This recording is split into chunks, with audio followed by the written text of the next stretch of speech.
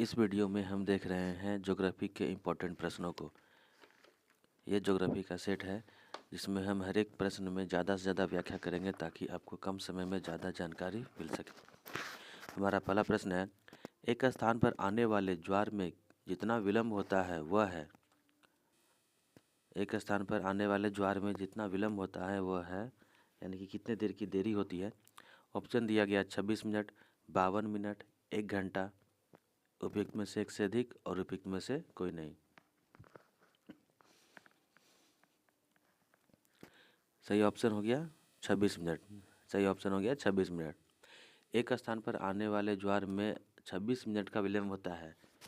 सूर्य और चंद्रमा के कारण हमारे यहाँ पृथ्वी पर ज्वार भाटाएँ आती है, जिसमें से ये पृथ्वी पर 2 बार घूमती है। चूँकि पृथ्वी 24 घंटे में एक चक्कर पूरा कर लेती है, इसे 12-12 घंटे पर आना चाहिए, लेकिन यह एक दूसरे से 26 मिनट की देरी से हमेशा आता है। एक बार चंद्रमा के आकर्षण शक्ति के कारण तथा दूसरे बार पृथ्वी के अपकेंद्री शक्ति के कारण 2 बार पृथ्वी पर ज्वार आती हैं। ऐसे पृथ्वी पर 2 बार ज्वार आती है, लेकिन कुछ एक अपवाद हैं। जैसे इंग्लैंड के दक्षिणी तट पर स्थित साउथैम्पटन में ज्वार प्रतिदिन 4 बार आते हैं। 2 बार इंग्लिश चैनल को पार होकर के यह ज्वार आती है और 2 बार उत्तरी सागर से पार होकर के यह ज्वार ऊपर उठती है। चलिए अगले प्रश्न की तरफ बढ़ते हैं। गुरु शिखर निम्नलिखित पर्वत श्रृंखलाओं में से किसका सर्वोच्च शिखर है। गुरु शिखर निम्नलिखित पर्वत श्रृंखलाओं में से किसकी सबसे ऊंची चोटी है। ऑप्शन दिया गया अरावली का, विंध्य श्रेणी का, दक्कन के पठार का। सही ऑप्शन हो गया अरावली का। गुरु शिखर है जो अरावली की सबसे ऊंची चोटी है। इसकी ऊंचाई 1722 मीटर है। 1722 मीटर है। गुरु शिखर अरावली की सबसे ऊंची चोटी है तथा इसकी ऊंचाई 1722 मीटर है। इसके अलावा भारत के कुछ महत्वपूर्ण पर्वत या कह सकते हैं पर्वत श्रृंखलाओं के सबसे ऊंचे पर्वत का नाम जानना भी बहुत ज़रूरी है। चलिए देखते हैं। जैसे अरावली राजस्थान में होता है, और भारत की बात करते हैं तो भारत की सबसे ऊंची चोटी K2, भारत की सबसे ऊंची चोटी K2, जिसे गॉडवन आइंस्टीन के नाम से भी जाना जाता है। गॉडवन आइंस्टीन या K2 ट्रांस हिमालय में पाया जाता है। गॉडवन आइंस्टीन या K2 ट्रांस हिमालय में ट्रांस हिमालय में स्थित है। अब देखते हैं में हिमालय की सबसे ऊंची चोटी। अगर बात करते हैं भारत में हिमालय की सबसे ऊंची चोटी की, तो वो हो गया कंचनजंगा। भारत में हिमालय श्रेणी की सबसे ऊंची चोटी कंचनजंगा है। अन्य में कुमायूं हिमालय की सबसे ऊंची चोटी नंदा देवी उत्तराखंड में। कुमायूं हिमालय की सबसे ऊंची चोटी नंदा देवी उत्तराखंड में। सतपुड़ा की ऊंची चोटी धूपगढ़। छोटा नागपुर के पठार की पारसनाथ। गारो हिल्स की सबसे ऊंची चोटी नेकरेक। साउथ इंडिया की सबसे ऊंची या दक्षिण भारत की सबसे ऊंची चोटी अनाईमुड़ी। दक्षिण भारत की सबसे ऊंची चोटी अनाईमुड़ी। साउथ इंडिया की दूसरी सबसे ऊंची चोटी या कह सकते हैं दक्षिण भारत की दूसरी सबसे ऊंची चोटी डोडा बेटा। साउथ इंडिया की पहली सबसे ऊंची चोटी अनाईमुड़ी और दूसरी डोडा बेटा। अंडमान की सबसे ऊंची चोटी की बात करते हैं तो अंडमान की सबसे ऊंची चोटी सैंडल पीक।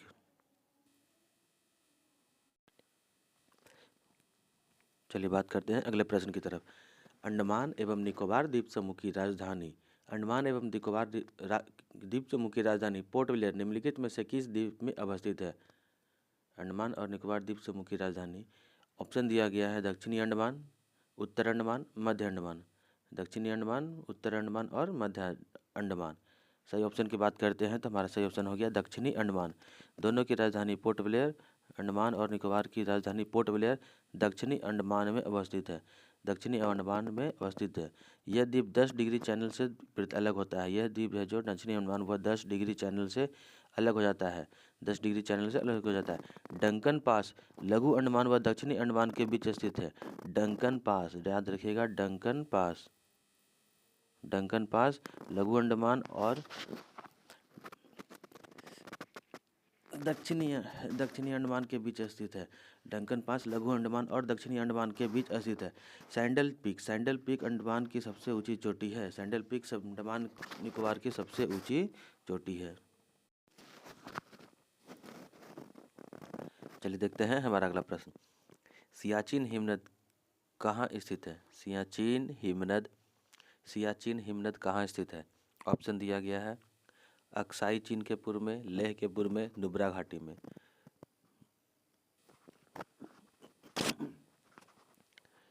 सही ऑप्शन हो गया नुब्रा घाटी के उत्तर में। नुब्रा घाटी के उत्तर में सियाचिन ग्लेशियर ध्रुवीय क्षेत्र के बाहर विश्व का सबसे बड़ा ग्लेशियर है। ध्रुवीय क्षेत्र के बाहर वर्ल्ड का सबसे बड़ा ग्लेशियर है। ध्रुवीय क्षेत्र मतलब कि हमारे साउथ पोल और नॉर्थ पोल, अर्थ के साउथ पोल और नॉर्थ पोल की बात करा, उसके बाहर की अगर बात करते हैं तो ये वर्ल्ड का सबसे बड़ा ग्लेशियर है। बेल्तेरो, रोकबुक, जेमू, वियाफो, हिम्सपर इस क्षेत्र के अन्य महत्वपूर्ण ग्लेशियर हैं। सियाचिन ग्लेशियर के पास कुछ अन्य महत्वपूर्ण ग्लेशियर हैं जिनके नाम हैं,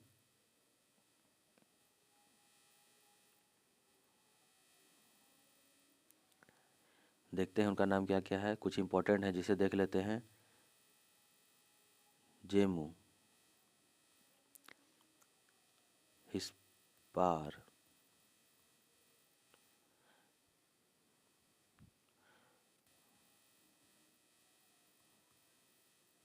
वियाफो, ये कुछ महत्वपूर्ण ग्लेशियर हैं जो सियाचिन ग्लेशियर के आसपास पाए जाते हैं। सियाचिन ग्लेशियर भारत एवं पाकिस्तान के मध्य विश्व की सबसे ऊंची युद्ध स्थल भी है। भारत और पाकिस्तान के बीच विश्व का सबसे ऊंचा युद्ध स्थल यानी कि लड़ाई क्षेत्र, वार जोन एरिया भी कहलाता है। चलिए हमारा अगला प्रश्न है, इंदिरा गांधी परमाणु अनुसंधान केंद्र कहाँ अवस्थित है? इंदिरा गांधी परमाणु अनुसंधान केंद्र कहाँ अवस्थित है? ऑप्शन दिया गया मुंबई, बेंगलुरु, कलपक्कनम। मुंबई, बेंगलुरु और कलपक्कनम। कलपक्कनम तमिलनाडु में हुआ। कलपक्कनम तमिलनाडु का स्टेट में है। चलिए सही आंसर की बात करते हैं तो इंदिरा गांधी परमाणु अनुसंधान कलपक्कनम को कहा जाता है और यह तमिलनाडु स्टेट में स्थित है। कलपक्कनम तमिलनाडु स्टेट में स्थित है। भारत का में अन्य बातों में देख लेते हैं। भारत में प्रथम परमाणु विद्युत संयंत्र की स्थापना अमेरिका की सहायता से 1969 तारापुर महाराष्ट्र में की गई थी। तारापुर महाराष्ट्र में किया गया था। तारापुर महाराष्ट्र में किया गया था। कुछ अन्य परमाणु रिएक्टर या अनुसंधान केंद्र के बारे में देखते हैं तो सबसे पहले नाम आता है तारापुर जो महाराष्ट्र में है। तारापुर महाराष्ट्र में, रावत भाटा राजस्थान में, कलपक्कनम जिसका दूसरा नाम इंदिरा गांधी परमाणु अनुसंधान केंद्र तमिलनाडु में। कलपक्कनम इंदिरा गांधी परमाणु अनुसंधान केंद्र तमिलनाडु में। नरौरा यूपी में पाया जाता है, यूपी में स्थित है। काकरापारा गुजरात में। कैगा कर्नाटका में। कुंडुकुलम तमिलनाडु में। कैगा कर्नाटका में। नरौरा उत्तर प्रदेश में। कलपक्कनम भी तमिलनाडु में स्थित है। भारत का प्रथम परमाणु रिएक्टर अप्सरा जो 4 अगस्त 1956 को 4 अगस्त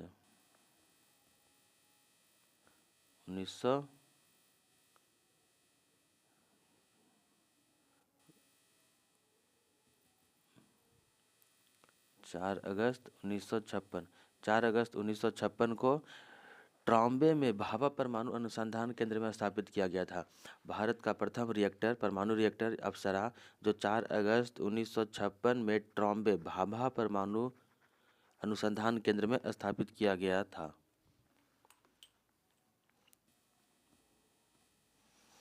चलिए हमारा अगला प्रश्न है, किस चट्टान में जीवाश्मों का निर्माण होता है? कौन से चट्टान में जीवाश्मों का निर्माण होता है? ऑप्शन दिया गया अवसादी चट्टान, आग्नेयी चट्टान और रूपांतरित चट्टान। अवसादी चट्टान, आग्नेय चट्टान और रूपांतरित चट्टान। सही ऑप्शन की बात करते हैं तो हमारा सही ऑप्शन हो गया अवसादी चट्टान। अवसादी चट्टान में जीवाश्मों का निर्माण होता है। बात करते हैं आग्नेय चट्टान तो ये ज्वालामुखी के निर्माण से बनती है और इसे प्राइमरी रॉक या प्रथम रॉक भी कहा जाता है। मूल चट्टान प्राइमरी रॉक भी कहा जाता है, आग्नेय चट्टान को कहा जाता है। रूपांतरित चट्टान अवसादी और आग्नेय से मिल करके रूपांतरित चट्टान बनती है जब अत्यधिक हाई प्रेशर पर यह तैयार किया जाता है। उत्पत्ति के आधार पर चट्टान 3 प्रकार के होते हैं, आग्नेय, अवसादी और रूपांतरित या कायांतरित चट्टान। रूपांतरित का दूसरा नाम कायांतरित चट्टान होता है। Metamorphic rock, Ignatius rock, इग्नीशियस rock, sediment rock, और ये हो गए मेटामॉर्फिक रॉक। मेटामॉर्फिक रॉक, अग्नाशय चट्टान को प्राइमरी रॉक भी कहा जाता है, और रूपांतरित चट्टान अवसादी और अग्नाशय चट्टान कई समय तक हाई प्रेशर में रहने के बाद रूपांतरित चट्टान या कायांतरित चट्टान बन जाते हैं, जिसे हम मेटामॉर्फिक रॉक भी कहते हैं। अगर बात करते हैं जीवाश्मों की, तो सबसे ज़्यादा जीवाश्म अवसादी चट्टान में पाया जाता है। सबसे ज़्यादा जीवाश्म अवसादी चट्टान पाया जाता है। वहीं अग्नाशय में जीवाश्म की संख्या बिल्कुल नहीं के बराबर होती है, क्योंकि अग्नाशय चट्टान ज्वालामुखी से निर्मित होता है, इसलिए इसमें जीवाश्म नहीं पाया जाता है। मगर बात करते हैं मिनरल्स की, तो अग्नाशय चट्टान में बहुत ज़्यादा मिनरल्स की मात्रा पाई जाती है। चलिए अगला प्रश्न देखते हैं। शिवालिक पहाड़ियों को निम्नलिखित में से किस राज्य संघ में क्षेत्र में अंबोरी के नाम से जाना जाता है? शिवालिक पहाड़ी को निम्नलिखित में से किस राज्य संघ में अंबोरी के नाम से जाना जाता है? शिवालिक का अलग अलग स्टेट में अलग अलग नाम है, इसी में से एक स्पेशल नाम दिया गया है अंबोरी। अंबोरी इसे किस राज्य में जाना जाता है? ऑप्शन दिया गया है जम्मू कश्मीर, उत्तराखंड, जम्मू कश्मीर, उत्तराखंड, अरुणाचल प्रदेश। जम्मू कश्मीर, उत्तराखंड या अरुणाचल प्रदेश। बात करते हैं सही ऑप्शन की, तो हमारा सही ऑप्शन हो गया अरुणाचल प्रदेश। अरुणाचल प्रदेश। बात करते हैं शिवालिक पहाड़ी की। शिवालिक पहाड़ी हो गया जो सबसे नवीनतम पर्वत के श्रेणी में आता है, और यह सबसे अंतिम श्रेणी या सबसे बाद बाहर की श्रेणी को भी हम शिवालिक पहाड़ियाँ कहते हैं, जो उत्तराखंड के क्षेत्र में मिलती है। इसके साथ साथ ही अरुणाचल प्रदेश में मिश्मी पहाड़ियाँ, डफला पहाड़ियाँ आदि भी पाई जाती है। अरुणाचल प्रदेश में मिश्मी अरुणाचल प्रदेश में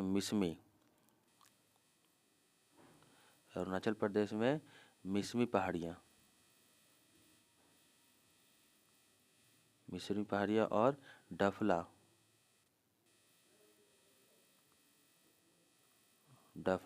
पहाड़ी भी अरुणाचल प्रदेश में पाई जाती है। वहीं अगर बात करते हैं शिवालिक के अलग अलग नामों की, तो प्राचीन काल में इसे मानक पर्वत के नाम से जाना जाता था। प्राचीन काल में इसे मानक पर्वत के नाम से जाना जाता था। नेपाल और भारत के कुछ हिस्से में इसे चूरिया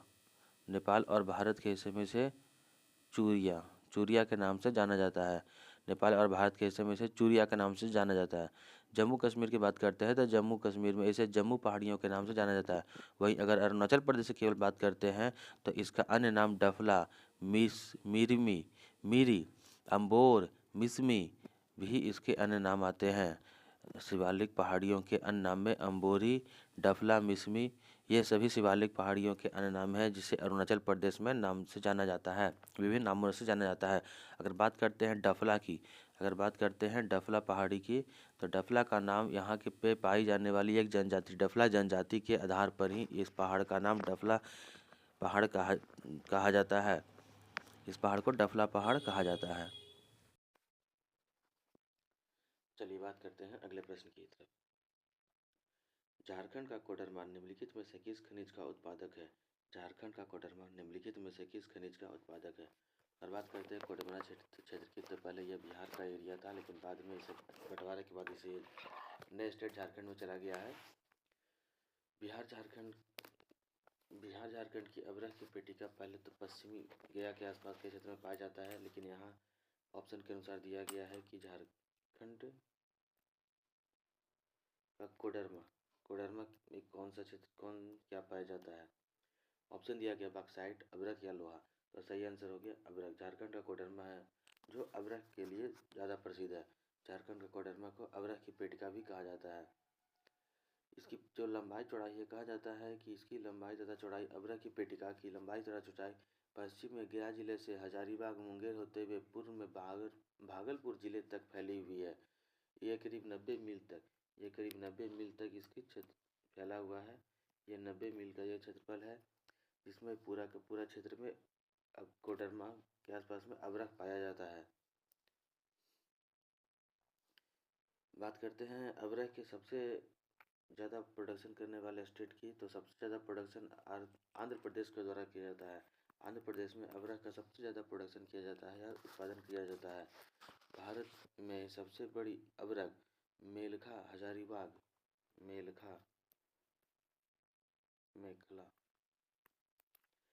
मेखला हजारीबाग, गया और मुंगेर में फैली हुई है।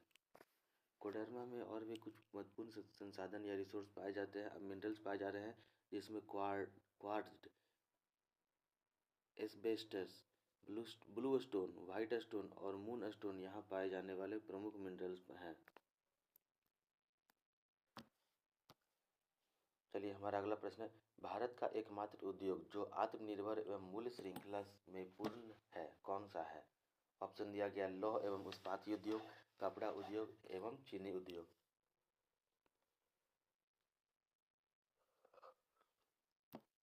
सही आंसर की बात करते हैं तो कपड़ा उद्योग।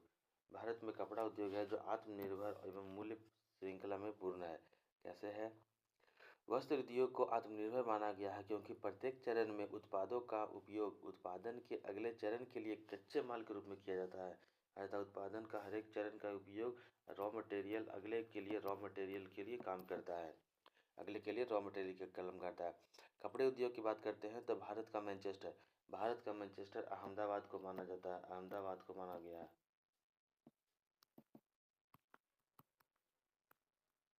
भारत का मैनचेस्टर अहमदाबाद को माना गया है।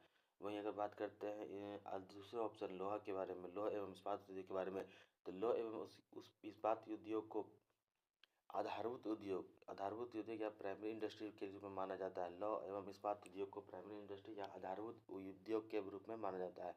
भारत में 1817 के आसपास में 1870 के दशक में प्रथम बार बंगाल आयरन वर्कर्स कंपनी ने कुल्टी लोहा इस्पात के उत्पादन प्रारंभ किया था। कुल्टी में लोहा इस्पात का आरंभ कुल्टी में लोहा इस्पात का उत्पादन प्रारंभ किया था। यहाँ सबसे पहले लोहा बनने का कार्य शुरू किया गया था। अगर बात करते हैं चीनी उद्योग की, तो चीनी का उत्पादन ब्राज़ील के बाद भारत में दूसरे स्थान पर किया जाता है। वहीं अगर स्टेट की बात करते हैं तो उत्तर प्रदेश और महाराष्ट्र में चीनी का उत्पादन सबसे ज़्यादा होता है। चलिए देखते हैं हमारा अगला प्रश्न, खरीफ फसल का उदाहरण कौन सा है? खरीफ फसल का उदाहरण कौन सा है? ऑप्शन दिया गया है मक्का, गेहूँ और मटर। ऑप्शन दिया गया मक्का, गेहूँ और मटर। अगर सही ऑप्शन की बात करते हैं तो हमारा सही ऑप्शन हो गया मक्का। खरीफ फसल का उदाहरण मक्का होता है। खरीफ फसल के बारे में देखते हैं। खरीफ फसल जो होते हैं वो जून जुलाई में बोए जाते हैं तथा अक्टूबर नवंबर में काट लिया जाता है। जून से जुलाई में, जून टू जुलाई में बोया जाता है, वहीं अक्टूबर और नवंबर में काट लिया जाता है। जून के पहले सप्ताह को हम मानसूनी सप्ताह कहते हैं। बिहार में करीब करीब 15 जून के आसपास में मानसून इंटर करती है। और अगर बात करते हैं इंडिया में, तो इंडिया में 1 जून को कर्नाटक और केरला के तट पर मानसून का टकराव होता है, दक्षिणी पश्चिम मानसून का टकराव होता है। और इस खरीफ की फसल इसी समय से बोई जाती है और इसे काटने या हार्वेस्ट करने का समय अक्टूबर से लेकर के नवंबर के बीच में होता है। अक्टूबर से लेकर नवंबर के बीच में खरीफ फसल को काट लिया जाता है। उसके बाद रबी फसल की जुताई और बुनाई शुरू कर दी जाती है। खरीफ फसलों के उत्पादन दक्षिण पश्चिम मानसून वर्षा से होती है। खरीफ फसलों की मुख्यतः खरीफ फसलों की जो उत्पादन होती है वह दक्षिण पश्चिम भारत के दक्षिण पश्चिम मानसून से होती है। खरीफ फसलों के उदाहरण की बात करते हैं तो धान, सोयाबीन, अरहर, तिल, मूंग, उड़द, ज्वार, रागी, बाजरा, मूंगफली,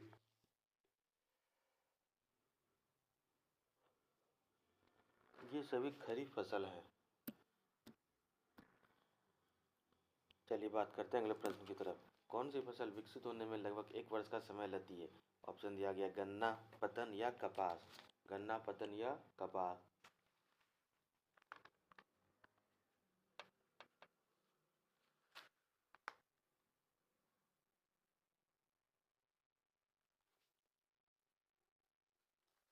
सही ऑप्शन करते हैं तो गन्ना।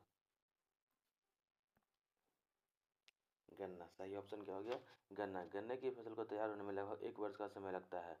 कपास फसल की तैयारी में कपास की अगर बात करते हैं तो कपास के लिए कम से कम 5 से 6 महीने, वहीं इसकी बुनाई में बारिश चाहिए, वहीं इसके सुखाई के समय या जब इसका हार्वेस्ट किया जाता है तो यह बिना बारिश के होता है। पटसन की बात करते हैं तो 4 से 5 महीने है। गन्ने की बात करते हैं तो गन्ने के लिए जो उपयुक्त होता है, उपयुक्त 21 डिग्री सेल्सियस से लेकर के 27 डिग्री सेल्सियस तक वातावरण चाहिए। तब बारिश की बात करते हैं तो बारिश इसके लिए 75 सेंटीमीटर से लेकर के लगभग 120 सेंटीमीटर तक वर्षा होने की आवश्यक वर्षा होती है। देखिए बात करते हैं अगले प्रश्न की। कौन सी फसल विकसित होने में लगभग 1 वर्ष का समय लेती है? ऑप्शन दिया गया जौ, पटसन या कपास। जौ, पटसन या कपास, उपयुक्त में से एक से अधिक और उपयुक्त में से कोई नहीं। सही ऑप्शन की बात करते हैं तो उपयुक्त में से कोई नहीं, क्योंकि अगर 1 वर्ष की बात करते हैं तो 1 वर्ष के लिए गन्ने की जो फसल होती है उसमें 1 वर्ष का समय लगता है। गन्ने की जो फसल होती है उसमें 1 वर्ष का समय लगता है। गन्ने की फसल में 1 वर्ष का समय लगता है। इसके उत्पादन में कम से कम 21 डिग्री से लेकर के 27 डिग्री वातावरण चाहिए। 21 डिग्री सेल्सियस से लेकर 27 डिग्री वातावरण चाहिए। अगर बारिश की बात करते हैं तो 75 सेंटीमीटर से लेकर 150 सेंटीमीटर तक वर्षा इसकी होने की आवश्यकता होती है।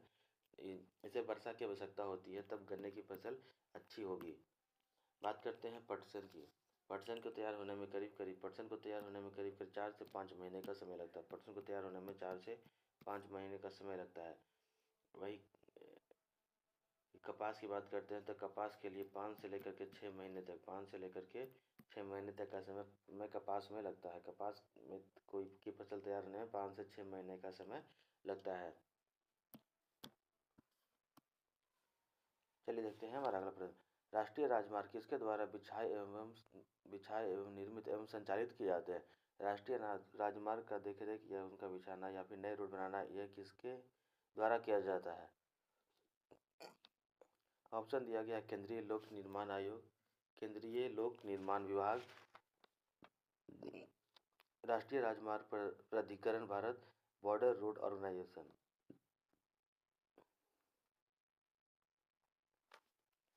सही ऑप्शन की बात करते हैं तो हमारा सही ऑप्शन हो गया राष्ट्रीय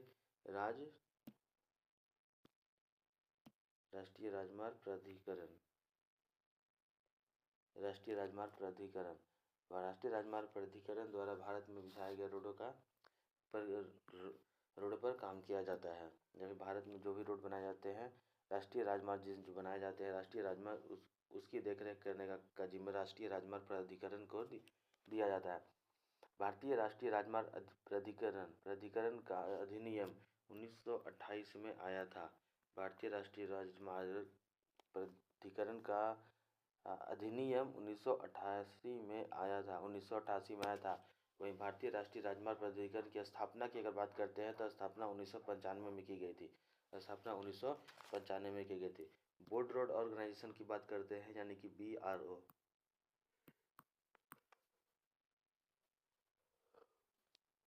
BRO की स्थापना 1960 में की गई थी।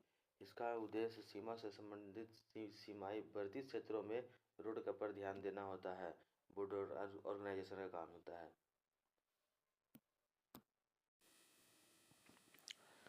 हमारा अगला प्रश्न है, 1952 में राष्ट्रीय वन नीति के अनुसार भारत में वन आवरण की वांछित प्रतिशत कितना है? राष्ट्रीय वन नीति के अनुसार जो 1992 में फिक्स किया गया था, उसके अनुसार भारत में कितना प्रतिशत वन रहना आवश्यक है? ऑप्शन दिया गया 67%, 33% या 55%। अगर बात करते हैं भारत की, तो यह कोई ज़रूरी नहीं है कि भारत ही हो। ये हर एक जगह पर वन नीति या फॉरेस्ट डिपार्टमेंट के अनुसार यह कहा गया है कि हर एक जगह पर कम से कम कंट्री में कम से कम 33% वन भूमि पर हमारा वन रहना जरूरी है। 1952 के राष्ट्रीय वन नीति के अनुसार भारत में वन आवरण का वांछित प्रतिशत 33% है। इस वन नीति के अनुसार पर्वतीय वन में 60%, तथा मैदानी क्षेत्र में 20% वन आच्छादन यानी कि वनों का होना आवश्यक होता है। भारतीय वन संरक्षण की स्थापना, VVI क्वेश्चन, भारतीय वन सर्वेक्षण की स्थापना 1981 में की गई थी। 1981 में की गई थी। अगर बात करते हैं भारतीय वन सर्वेक्षण के मुख्यालय की, तो यह भारतीय वन सर्वेक्षण का मुख्यालय देहरादून में है। फॉरेस्ट डिपार्टमेंट का मुख्यालय देहरादून में है। वहीं बात करते हैं इंपीरियल फॉरेस्ट और डिपार्टमेंट की स्थापना रिचर्ड बैंडिस द्वारा 1864 में किया गया था। इंपीरियल फॉरेस्ट डिपार्टमेंट की स्थापना रिचर्ड बैंडिस द्वारा 1864 में किया गया था।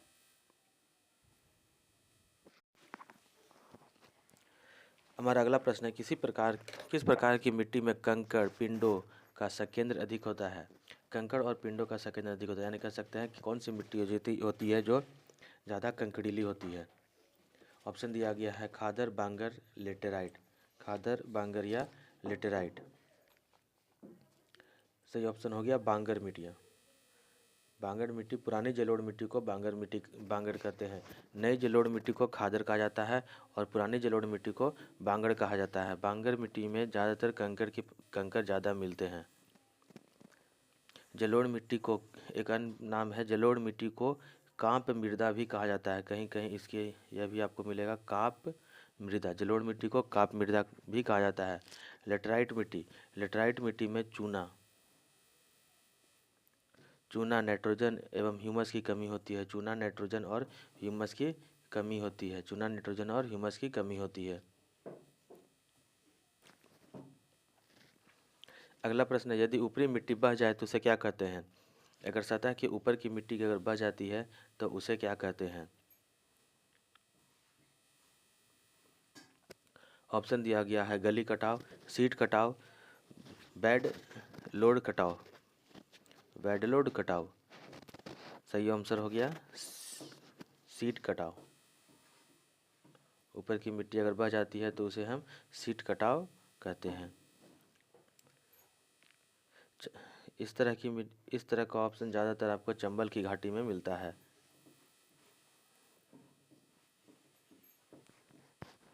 एक महत्वपूर्ण बिंदु है 1953 ये इंपॉर्टेंट क्वेश्चन बन सकता है। केंद्रीय मृदा संरक्षण बोर्ड केंद्रीय मृदा संरक्षण बोर्ड का गठन किया गया था 1953 में। 1953 में केंद्रीय मृदा संगठन बोर्ड का गठन किया गया था। हमारा अगला प्रश्न है, लेप्चा लोकगीत देश के किस भाग से संबंधित है? लेप्चा लोकगीत किस भाग से संबंधित है? ऑप्शन दिया गया उत्तरी लद्दाख, उत्तरी हिमाचल, उत्तरी दार्जिलिंग। लेप्चा लोकगीत उत्तरी दार्जिलिंग के भाग से संबंधित है। इसी तरह कुछ अन्य लोकगीत भी हैं जो काफ़ी इम्पोर्टेंट है, जैसे सोहर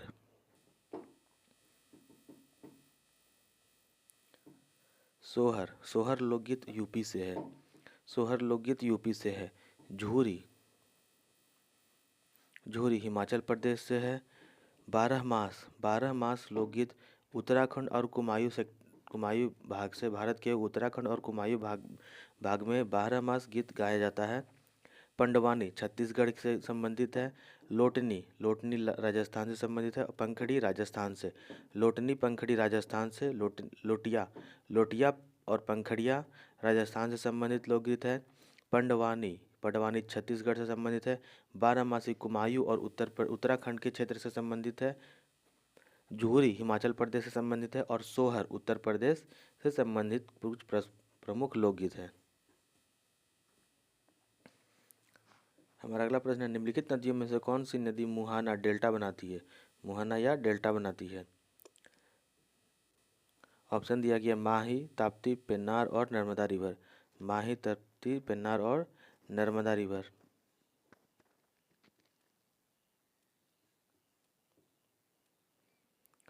ऑप्शन हो गया हमारा माही और ताप्ती रिवर। ऑप्शन 1 और 2, माही और ताप्ती नदी मुहाना बनाती है। बात करते हैं ताप्ती रिवर की। ताप्ती रिवर मध्य प्रदेश के बैतूल जिले से निकलती है। ताप्ती रिवर मध्य प्रदेश के बैतूल जिले से निकलती है। नर्मदा और ताप्ती भ्रंश घाटियों में बहती है। नर्मदा और ताप्ती रिवर है जो भ्रंश घाटियों में बहती है। यह चलिए देखते हैं हमारा अगला प्रश्न। महावेली गंगा एक नदी है। महावेली गंगा किस देश की प्रमुख नदी है? ऑप्शन दिया गया है बांग्लादेश की, भारत की और श्रीलंका की। बांग्लादेश की, भारत की और श्रीलंका की। ये बहुत इंपॉर्टेंट प्रश्न है क्योंकि कई बार इस प्रश्न को पूछा गया है। इसमें खास बात यह है कि महावेली गंगा को भारत की गंगा से तुलना की जाती है। महावेली गंगा की तुलना भारत की गंगा से की जाती है, इसलिए यह प्रश्न बार बार एग्जाम में पूछा जाता है। सही ऑप्शन की बात करते हैं तो इसका सही ऑप्शन हो गया श्रीलंका। इसका सही ऑप्शन हो गया श्रीलंका। श्रीलंका की महावेली गंगा को भारत की गंगा से तुलना की जाती है। श्रीलंका की सबसे लंबी नदी महावेली गंगा ही है। श्रीलंका की सबसे लंबी नदी महावेली गंगा है। श्रीलंका की सबसे नदी महावेली गंगा है, जिसकी लंबाई करीब करीब 335 किलोमीटर है। जिसकी लंबाई 335 किलोमीटर है। यह नदी बेसिन श्रीलंका के कुल क्षेत्रफल का 5वां हिस्सा है। कुछ श्रीलंका के कुल क्षेत्रफल का 5वां हिस्सा, यानी कि यह नदी का जो बेसिन हो गया, जो निकास स्थल है, वह कह सकते हैं कि श्रीलंका के 5वें हिस्से के बराबर है। श्रीलंका हिंद महासागर का में स्थित है और भारत के सबसे दक्षिणतम बिंदु से सटा हुआ आता है। भारत और श्रीलंका को पाक जलडमरू अलग करता है। भारत और श्रीलंका को पाक जलडमरू के द्वारा अलग किया जाता है। भारत और श्रीलंका को पाक जलडमरू के द्वारा अलग किया जाता है। पाक जलडमरू के द्वारा भारत और श्रीलंका को अलग किया जाता है। बांग्लादेश की सबसे लंबी नदी जमुना नदी है। बांग्लादेश की सबसे लंबी नदी जमुना नदी है। बांग्लादेश की सबसे लंबी नदी जमुना नदी है। चलिए देखते हैं हमारा अगला प्रश्न। कौन सा कथन सही नहीं है? कौन सा कथन सही नहीं है? फॉकलैंड द्वीप समूह हिंद महासागर में स्थित है। फॉकलैंड द्वीप समूह हिंद महासागर में स्थित है। नामीबिया अफ्रीका में स्थित है। नामीबिया अफ्रीका में स्थित है। प्रश्न पूछा जा रहा है कौन सा कथन सही नहीं है? नामीबिया अफ्रीका में स्थित है। तीसरा ऑप्शन निकारागुआ मध्य अमेरिका में स्थित है। निकारागुआ मध्य अमेरिका में अवस्थित है। मध्य अमेरिका में अवस्थित है। चलिए सही ऑप्शन की बात करते हैं तो इसका सही ऑप्शन हो गया फॉकलैंड द्वीप समूह हिंद महासागर में स्थित है। फॉकलैंड द्वीप समूह हिंद महासागर में स्थित है, यानी कि यह इसका बिल्कुल यह गलत ऑप्शन दिया गया है। फॉकलैंड द्वीप समूह हिंद महासागर में नहीं बल्कि अटलांटिक महासागर में स्थित है। कौन से महासागर में? तो अटलांटिक महासागर में। अटलांटिक महासागर में स्थित है। यह दक्षिण अफ्रीका के अर्जेंटीना तट से लगा हुआ एक द्वीप समूह है। यह साउथ अमेरिका दक्षिण अमेरिका के अर्जेंटीना के तट से लगा हुआ एक द्वीप समूह है।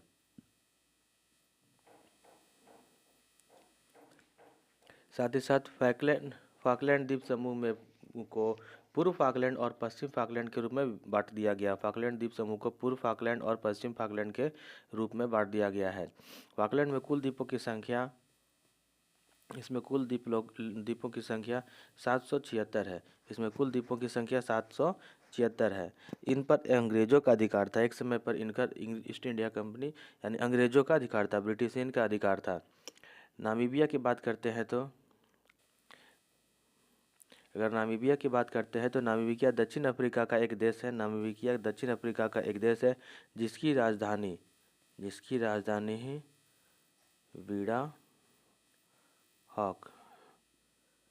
विंडाहॉक है। जिसकी राजधानी विंडाहॉक है। नामीबिया का पश्चिमी भाग कालाहारी मरुस्थल में अवस्थित है। नामीबिया का पश्चिमी भाग कालाहारी मरुस्थल में स्थित है। नामीबिया का पश्चिमी भाग कालाहारी में स्थित है तथा नामीबिया की राजधानी विंडाहॉक है। निकारागुआ की अगर बात करते हैं तो निकारागुआ मध्य अमेरिका का सबसे बड़ा प्रदेश है। निकारागुआ मध्य अमेरिका का सबसे बड़ा स्थित है, सबसे बड़ा स्टेट या सबसे बड़ा उसका राज्य है। इसके पश्चिम में प्रशांत महासागर और पूर्व में कैरेबियन सागर स्थित है। निकारागुआ के पश्चिम में प्रशांत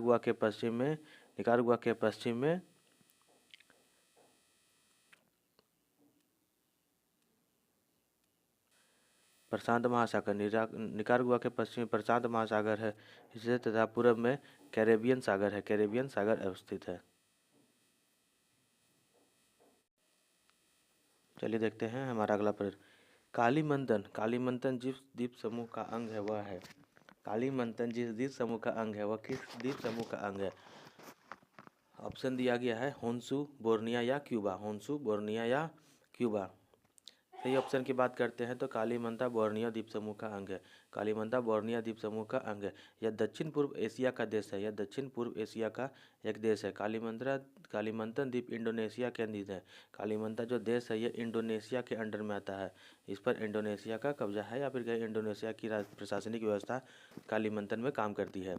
कालीमंतन शब्द इंडोनेशिया के संस्कृत भाषा से आता है जिसका अर्थ होता है खौलता हुआ गर्म। खौलता हुआ गर्म अथवा गर्म अर्थ गर्म पानी या कुछ भी कहे, खौलता हुआ या गर्म इसका अर्थ होता है। बोर्निया में लगभग 73% बोर्निया में लगभग 73% क्षेत्रफल इंडोनेशिया में आते हैं। बोर्निया का लगभग 73% क्षेत्रफल इंडोनेशिया का था, इसलिए कहा जाता है कि कालीमंतन में भी या बोर्निया में या करीब करीब इंडोनेशिया का ज़्यादा प्रभाव है या इंडोनेशिया के अधीन है। बोर्निया का एक बड़ा भूभाग जंगलों से ढका हुआ है और यह पृथ्वी पर सबसे प्राचीन जंगलों में से है। काफ़ी इंपॉर्टेंट प्रश्न है। बोर्निया का बहुत बड़ा भाग है जो प्राचीनतम जंगलों से अवस्थित है। इसमें सबसे पृथ्वी पर के सबसे पुराने जंगल पाए जाते हैं। चलिए अगला प्रश्न है, प्रसिद्ध अंगुलियो नुमा झील कहाँ स्थित है या किस क्षेत्र में स्थित है, किस देश में स्थित है।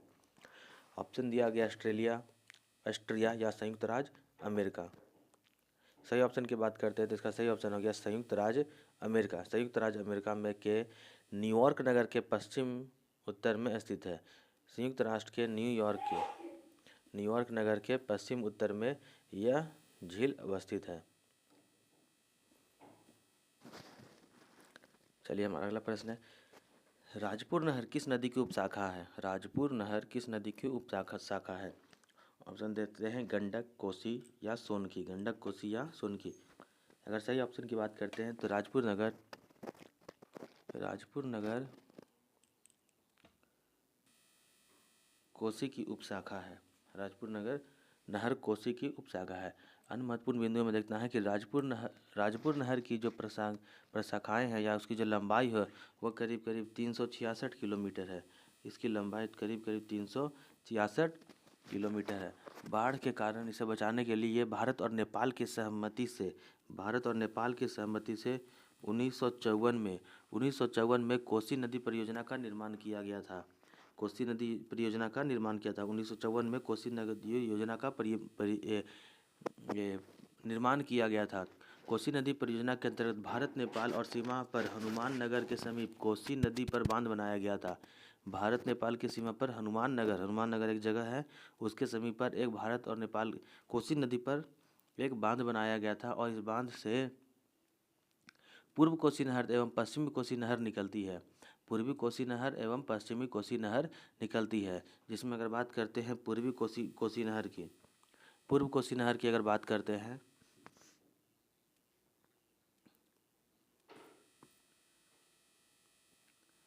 पूर्व कोसी नहर की अगर बात करते हैं तो इसकी 4 शाखाएं हैं, मुरलीगंज नहर, जानकी नगर, पूर्णिया नहर और अररिया नहर। मुरलीगंज, जानकी, पूर्णिया और अररिया नहर।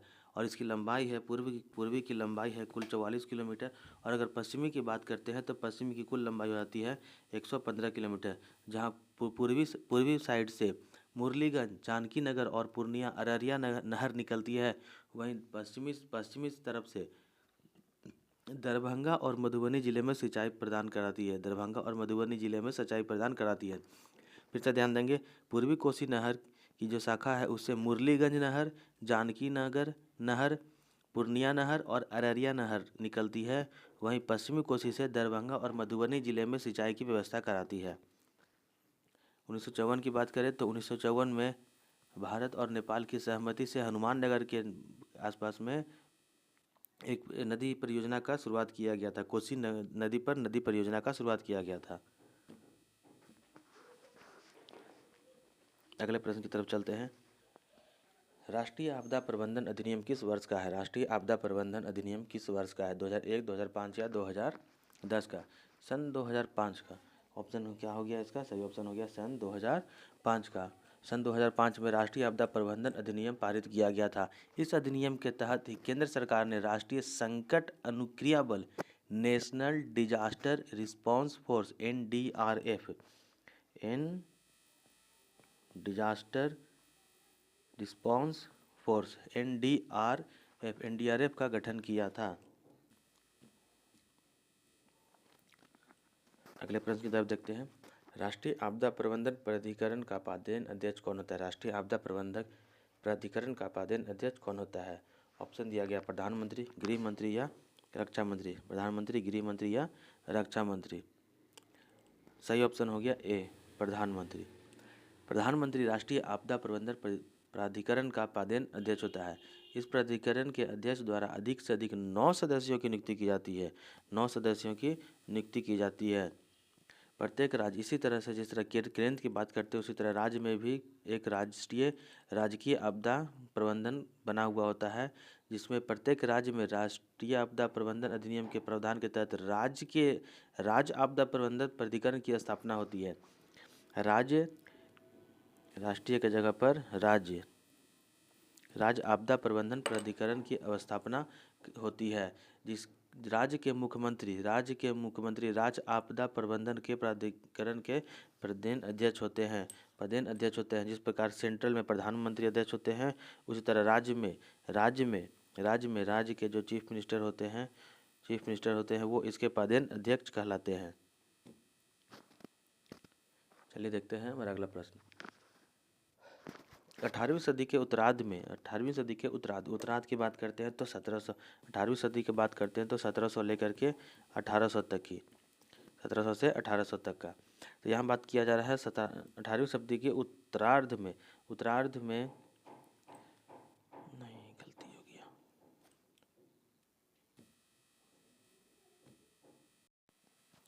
चलिए देखते हैं हमारा प्रश्न। 18वीं सदी के उत्तरार्ध में यानी कि खत्म होने के आसपास में उत्तरार्ध में किस वर्ष बंगाल में भीषण अकाल पड़ा था? किस वर्ष बंगाल में भीषण अकाल पड़ा था? ऑप्शन के देखते हैं 1760, 1770 और 1780। अगर सही ऑप्शन की बात करते हैं तो हमारा सही ऑप्शन हो गया 1770 में। 1770 के ईस्वी में बंगाल में भीषण अकाल की स्थिति बनी थी। कहा जाता है कि इस अकाल में मुख्य रूप से बांग्लादेश, उड़ीसा, पश्चिम बंगाल और बीरभूम, मुर्शिदाबाद तथा बिहार के तिरहुत एवं चंपारण क्षेत्र आए थे। काफ़ी ज़्यादा क्षतिग्रस्त हुए थे, इनके में काफ़ी ज़्यादा अकाल का प्रभाव पड़ा था। फिर से देखते हैं, बांग्लादेश, उड़ीसा, पश्चिम बंगाल, बीरभूमि, मुर्शिदाबाद तथा बिहार के तिरहुत एवं चंपारण क्षेत्र कहा जाता है कि इसमें करीब 1 करोड़ लोगों की मृत्यु हुई थी। नोबेल पुरस्कार एक विजेता है भारतीय अर्थशास्त्री नोबेल पुरस्कार जिन्हें प्राप्त हुआ है अमर्त्य सेन। उन्होंने इस अकाल के बारे में कहा था कि अमर्त्य सेन ने इस अकाल के बारे में कहा था, ये एक मानव निर्मित आपदा है। और इसका मानव निर्मित का होने का मुख्य कारण था अंग्रेजों की शोषणकारी और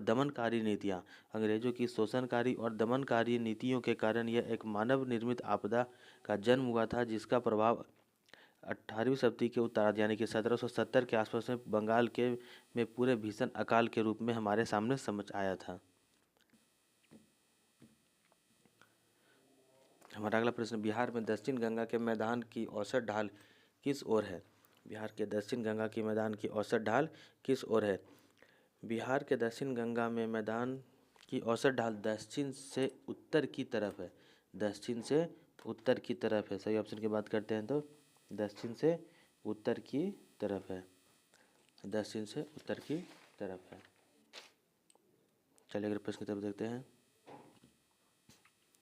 हमारा अगला प्रश्न है, किस राज्य में गेहूं की प्रचुर मात्रा में उत्पादन होता है?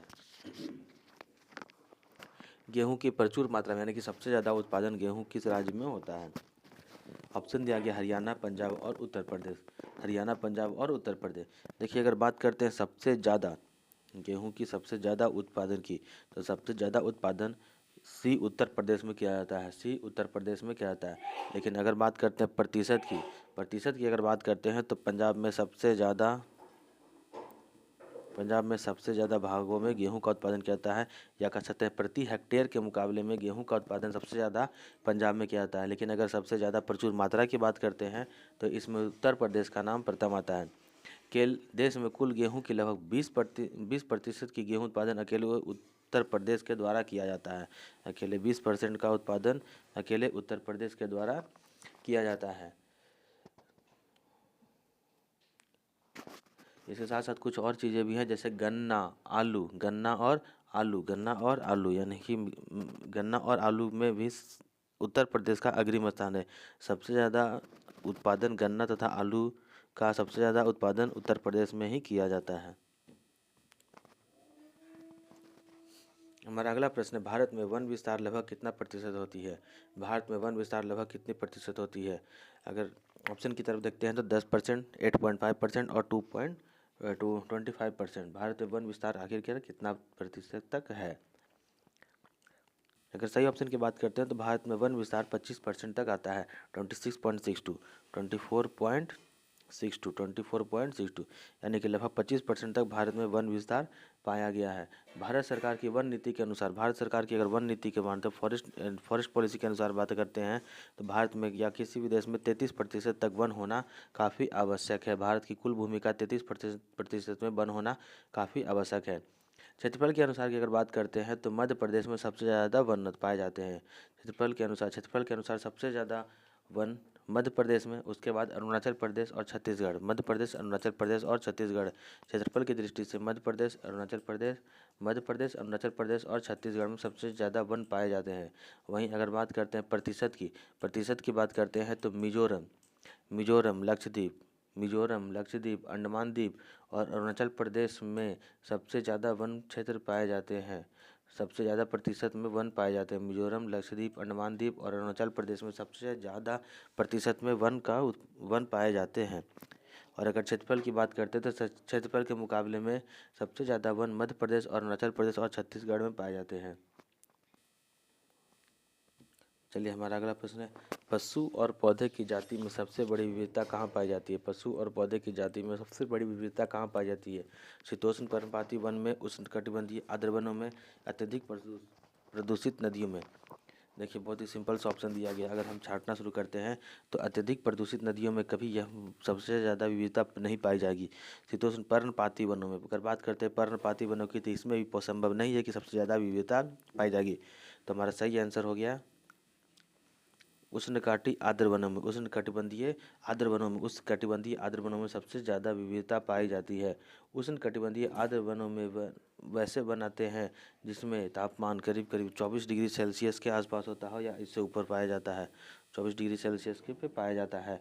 वर्षा की बात करते हैं तो इसमें करीब 200 सेंटीमीटर तक वर्षा होनी चाहिए, 200 सेंटीमीटर तक वर्षा होनी चाहिए तथा आर्द्रता यानी ह्यूमिडिटी करीब 70% ह्यूमिडिटी होनी चाहिए। 200 सेंटीमीटर वर्षा और 70% ह्यूमिडिटी होनी चाहिए। इन वनों में अगर पेड़ों की ऊंचाई की बात करते हैं, उष्णकटिबंधीय आर्द्र वनों में अगर पेड़ों की ऊंचाई करती हैं तो यहाँ के साधारण पेड़ कम से कम 50 मीटर तक ऊँचे हो जाते हैं। 50 मीटर तक ऊँचे हो जाते हैं। ये वन भारत के महाराष्ट्र, केरला, कर्नाटका, लक्षद्वीप, पश्चिम बंगाल, असम में पाए जाते हैं। इन वनों में प्रमुख वृक्ष रबर, महोगनी, नारियल, बांस और सिनकोना पाया जाता है।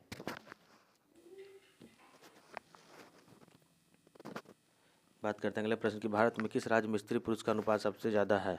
स्त्री पुरुषों की तुलना में सबसे ज़्यादा है। ऑप्शन दिया गया है तमिलनाडु, केरल और कर्नाटका। डायरेक्ट आंसर पर आते हैं तो सबसे ज़्यादा वन लिंगानुपात की बात करते हैं तो सबसे ज़्यादा लिंगानुपात केरल में पाया जाता है। केरल में 1084 महिलाएँ हैं पाई जाती है। भारत में 182 किलोमीटर प्रति वर्ग पर लोग निवास करते हैं।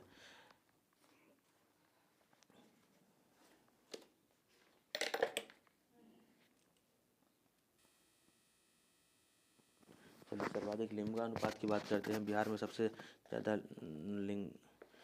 में अगर बात करते हैं तो सबसे ज़्यादा घनत्व शिवहर में पाया जाता है। बिहार में सबसे ज़्यादा घनत्व शिवहर में पाया जाता है। वहीं सबसे कम घनत्व कैमूर डिस्ट्रिक्ट में पाया जाता है। अगर सर्वाधिक लिंगानुपात करने वाले 3 राज्य की बात करते हैं तो केरल, तमिलनाडु और आंध्र प्रदेश। सबसे पहले केरल, तमिलनाडु और आंध्र प्रदेश। और सबसे न्यूनतम लिंगानुपात की बात करते हैं तो केरल फर्स्ट में आता है।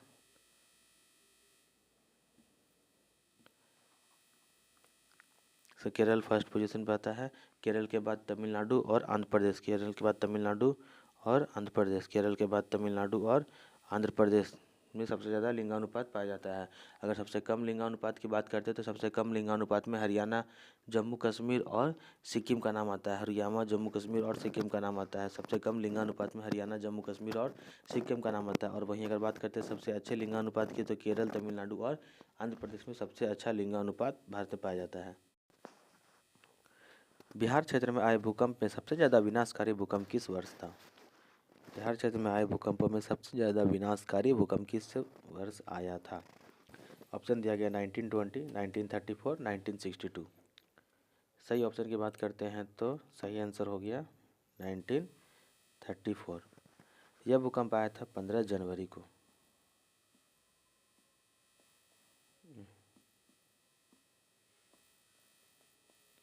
15 जनवरी 1934 को यह भूकंप आया था।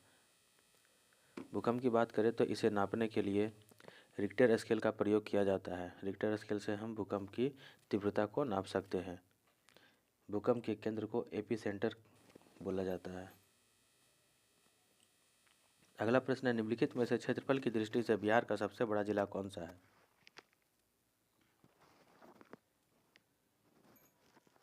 ऑप्शन दिया गया पश्चिमी चंपारण, लखीसराय और बांका। ए पश्चिमी चंपारण, बी लखीसराय और सी बांका। बिहार में क्षेत्रफल की दृष्टि से सबसे बड़ा जिला पश्चिमी चंपारण है। सबसे बड़ा जिला पश्चिमी चंपारण है। बिहार में क्षेत्रफल की दृष्टि से सबसे बड़ा जिला पश्चिमी चंपारण है। इसके साथ साथ अगर हम बात करते हैं कुछ अन्य जिलों की, तो उसके बाद जमुई, लखीसराय, बांका और भागलपुर। उसके बाद अन्य जिलों में जमुई, लखीसराय, बांका और भागलपुर सबसे बड़े जिले में आते हैं। बात करते हैं कुछ अन्य तथ्यों को लेकर के। बिहार में सबसे ज़्यादा घनत्व शिवहर में है। बिहार में सबसे ज़्यादा घनत्व शिवहर में है। अगर बात करते हैं सबसे कम घनत्व की, तो सबसे कम घनत्व बिहार में सबसे कम घनत्व कैमूर डिस्ट्रिक्ट में पाया जाता है। कैमूर डिस्ट्रिक्ट में सबसे कम घनत्व पाया जाता है। सबसे ज़्यादा जनसंख्या की अगर बात करते हैं तो सबसे ज़्यादा बिहार के पटना जिले में सबसे ज़्यादा जनसंख्या पाई जाती है। सबसे ज़्यादा लोग रहते हैं। बिहार में सबसे कम जनसंख्या शेखपुरा डिस्ट्रिक्ट में है। बिहार में सबसे कम जनसंख्या शेखपुरा डिस्ट्रिक्ट में है। सबसे ज़्यादा जनसंख्या पटना जिले में है। अगर घनत्व की बात करते हैं तो शिवहर में सबसे ज़्यादा जनसंख्या घनत्व और कैमूर डिस्ट्रिक्ट में सबसे कम घनत्व है। बात करते हैं सबसे गरीब राज्य की। बिहार में सबसे गरीब राज्य की अगर बात करते हैं तो वो हो गया हमारा शिवहर सबसे गरीब राज्यों में शामिल है।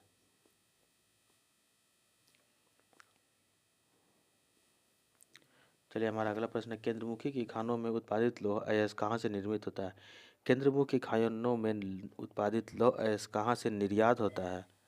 केंद्रमुखी खान में निर्यात होने वाला लौह अयस्क, ऑप्शन दिया गया है बर्मा, गोवा, कोचीन और मैंगलोर। अगर सही ऑप्शन की बात करते हैं तो इसका सही ऑप्शन हो गया मैंगलोर, कर्नाटका में केंद्रमुखी खानों से लौह अयस्क को आयात किया जाता है। अगर भारत में लौह अयस्क की बात करते हैं तो भारत का लोहा का निर्यात सबसे अधिक जापान को होता है। यानी कि भारत में जितने भी लोहा निकलता है उसमें से सबसे ज़्यादा मात्रा में लोहा जापान को निर्यात किया जाता है। भारत में सर्वाधिक लोहे का अयस्क का भंडार उड़ीसा में है। लोहे अयस्क की बात करते हैं तो सबसे ज़्यादा भंडार उड़ीसा में पाया जाता है। उड़ीसा में सबसे ज़्यादा लोहे अयस्क पाया जाता है। वास्तविक रूप से भारत के प्रथम लौह अयस्क कारखाना जमशेदपुर टाटा में स्थापित किया गया था। वास्तविक रूप की बात करते हैं तो 1907 में सकाची जाम के स्थान पर भारत में सबसे पहले लौह इस्पात कारखाना जमशेदपुर टाटा के नाम से स्थापित किया गया था। लेकिन इसके पहले एक छोटा कारखाना कुल्टी पश्चिम बंगाल में प्रथम लौह अयस्क की कारखाने की बात करते हैं। अगर वास्तविक न केवल प्रथम लौह अयस्क कारखाने की बात करते हैं तो इसके लिए पश्चिम बंगाल कुल्टी।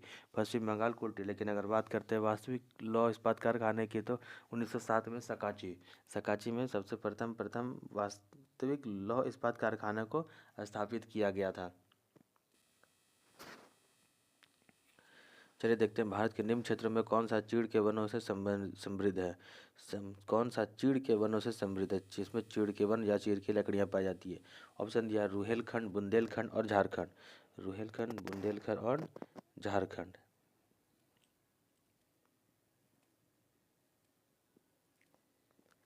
चलिए अगर सही ऑप्शन की बात करते हैं तो चीड़ के वन भारत में उपयुक्त में से किसी में नहीं पाए जाते हैं, यानी कि इन तीनों में से ये किसी में पाए नहीं जाते। भारत में चीड़ वनों के लिए सबसे प्रसिद्ध क्षेत्र आता है उत्तराखंड। सबसे ज़्यादा प्रसिद्ध क्षेत्र है उत्तराखंड। भारत में उत्तराखंड में चीड़ वनों से समृद्ध है। अगर वनों की बात करते हैं तो दो अन्य प्रमुख वन पाए जाते हैं। पर्वतीय वन जहाँ पे पत्तियाँ नोकीली ज़्यादा पाई जाती है। टुंड्रा वन जहाँ पर बर्फ़ वाले जंगल पाए जाते हैं, जिसमें मांस और लाइकेन जैसे पेड़ पौधे या छोटी घास उगती है।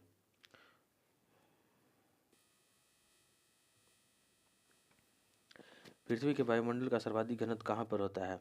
पृथ्वी के वायुमंडल का सर्वाधिक घनत्व ऑप्शन दिया गया है क्षोभ मंडल, समताप मंडल और मध्य मंडल में। सर्वाधिक घनत्व की अगर हम बात करते हैं, सर्वाधिक घनत्व की बात करते हैं तो पृथ्वी पर सर्वाधिक घनत्व क्षोभ मंडल में पाया जाता है। पृथ्वी पर सर्वाधिक घनत्व क्षोभ मंडल में पाया जाता है। क्षोभ मंडल में पृथ्वी का सबसे निचले हिस्सा कहलाता है। पिछली हवा वायुमंडलीय परत में सबसे निचले हिस्से को हम क्षोभ मंडल कहते हैं, जिसकी मोटाई 8 से लेकर के 18 किलोमीटर तक होती है। 8 से 18 किलोमीटर तक होती है। बहुत ही महत्वपूर्ण बात यह है कि यहाँ पे तापमान का गिरावट होता है। प्रति 100 मीटर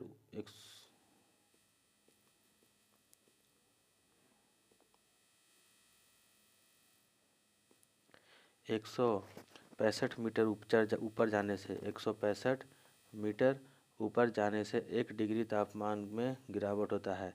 1 डिग्री तापमान में गिरावट हो जाता है।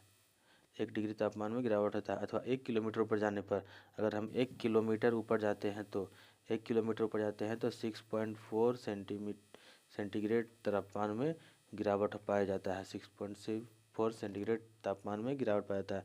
फिर जान देते हैं 165 मीटर ऊपर जाने पर 1 सेंटीग्रेड का तापमान में गिरावट आता है। वहीं 1 किलोमीटर ऊपर जाने पर 6.4 सेंटीग्रेड के तापमान का अंतर आता है।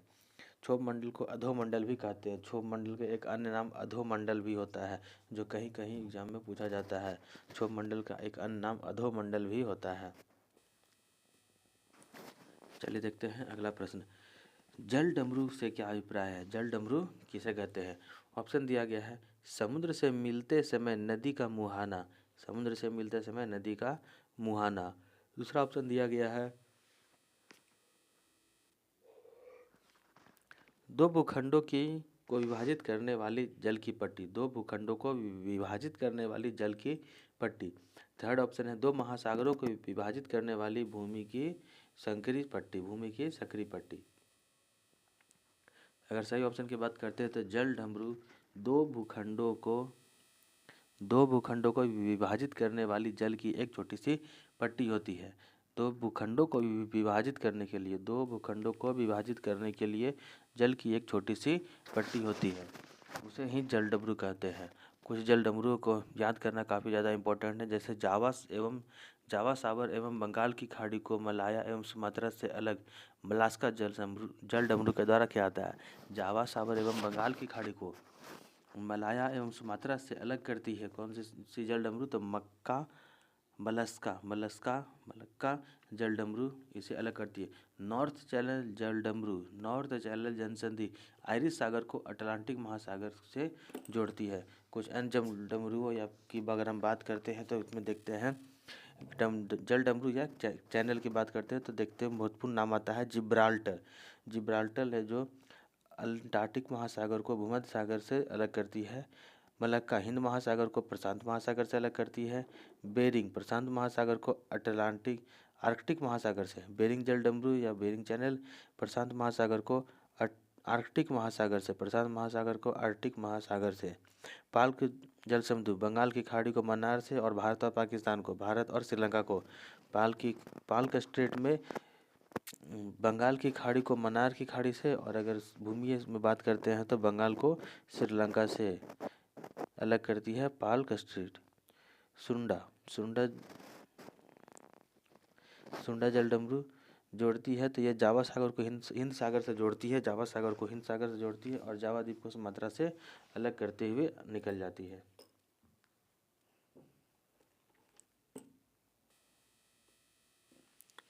चलिए अगले प्रश्न तरफ चलते हैं। इंदिरा गांधी परमाणु अनुसंधान केंद्र कहाँ स्थित है? इंदिरा गांधी परमाणु अनुसंधान केंद्र कहाँ स्थित है? तो आंसर हो गया ऑप्शन दिया गया है श्रीहरिकोटा, कल्पक्कनम, तिरुवनंतपुरम। कल्पक्कनम और तिरुवनंतपुरम। सही ऑप्शन की बात करते हैं तो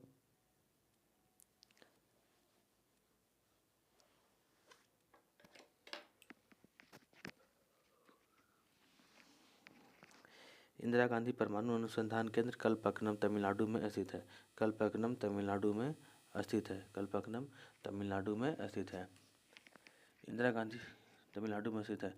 वहीं कुछ अन्य पॉइंट की अगर बात करते हैं तो तारापुर परमाणु अनुसंधान केंद्र भारत का सबसे पहले स्थापित किया गया था। तारापुर परमाणु अनुसंधान केंद्र भारत में सबसे स्थापित किया जाने वाला पहला परमाणु केंद्र है। विश्व की सबसे अधिक परमाणु ऊर्जा फ्रांस से प्राप्त की जाती है। अगर कुल उत्पादन का 75 से 80% ऊर्जा परमाणु से प्राप्त किया जाता है। श्रीहरिकोटा की बात करते हैं। श्रीहरिकोटा आंध्र प्रदेश। श्रीहरिकोटा आंध्र प्रदेश में अंतरिक्ष यान लॉन्च करने का केंद्र है। श्रीहरिकोटा आंध्र प्रदेश में अंतरिक्ष यान लॉन्च करने का एक केंद्र है।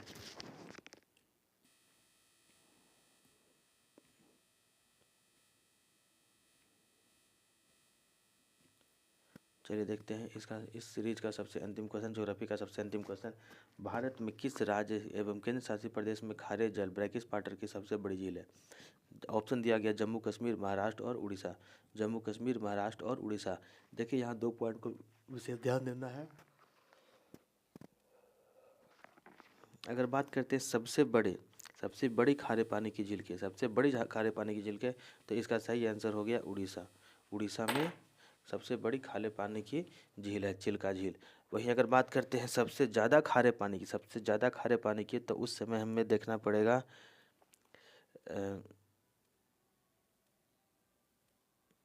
सांभर झील। उस टाइम हमें देखना पड़ेगा सांभर झील, राजस्थान का सांभर झील, जो सबसे ज़्यादा गहरा खारे पानी का झील है। वहीं श्रीनगर की बात करते हैं तो श्रीनगर में को झीलों का नगर कहा जाता है। श्रीनगर को झीलों का नगर कहा जाता है। श्रीनगर में डल झील, वुलर झील, बैरीनाग झील, डल झील, वुलर झील और बैरीनाग झील है। श्रीनगर में डल झील, वुलर झील और बैरीनाग झील है। पुलिकट झील तमिलनाडु में स्थित है। पुलिकट झील तमिलनाडु में स्थित है। लोकटक झील मणिपुर में स्थित है। लोकटक झील मणिपुर में स्थित है। लोनार झील महाराष्ट्र में स्थित है। लोनार झील महाराष्ट्र में स्थित है। हुसैन सागर झील आंध्र प्रदेश में स्थित है। हुसैन सागर झील आंध्र प्रदेश में है। हुसैन सागर झील आंध्र प्रदेश में है। अनंतनाग, शेषनाग और नागिन झील जम्मू कश्मीर में स्थित है। देखिए जम्मू कश्मीर में ध्यान से देखते हैं। जम्मू कश्मीर में डल झील, वुलर झील, बैरीनाग झील, वहीं अनंतनाग, शेषनाग